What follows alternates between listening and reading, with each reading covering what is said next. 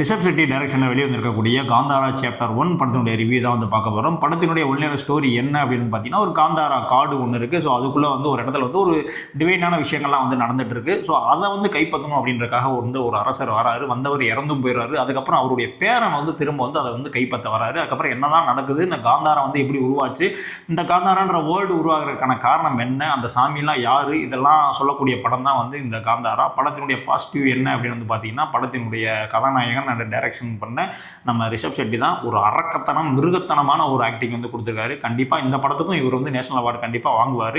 So அந்த அளவுக்கு வந்து ஒரு ஒருத்தன ஆக்டிங் வந்து கொடுத்துருக்காரு. படத்தில் நடித்த எல்லாருமே ருக்மணி ஆகட்டும், ஜெயராமன் ஆகட்டும், குல்சந்த் ஆகட்டும், எல்லாருமே வந்து ஒரு தரமான ஆக்டிங் வந்து படத்தில் வந்து கொடுத்துருக்காங்க.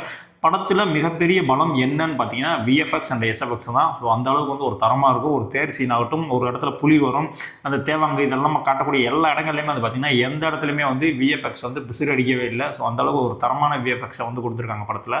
அது மட்டும் இல்லை, சினிமாட்டோகிராஃபி ஆகட்டும், சுரேஷ் அவர்களுடைய கட்ஸ் ஆகட்டும், மியூசிக் ஆகட்டும், எல்லாமே வந்து டெக்னிக்கலாகவே வந்து பார்த்தீங்கன்னா அந்த படம் வந்து ஒரு ஸ்ட்ராங்கான படம். ஸோ அந்த படத்தில் மைனஸ் எதுவும் இல்லையா அப்படின்னு கேட்டால், படத்தில் ஃபர்ஸ்ட் ஹாஃப் வந்து பார்த்தீங்கன்னா அது என்னடா படம் அப்படின்னு போர் அடிக்கிற அளவுக்கு ஒரு ஃபர்ஸ்ட் ஹாஃபை கொடுத்துட்டு அப்படியே இன்ட்ரோவில் ஒரு ட்விஸ்ட்டை கொடுத்துட்டு செகண்ட் ஹாஃப் ஃபுல்லாக வந்து உங்களை ஒரு பீக் சினிமாவை வந்து பார்க்க வச்சிருப்பாங்க.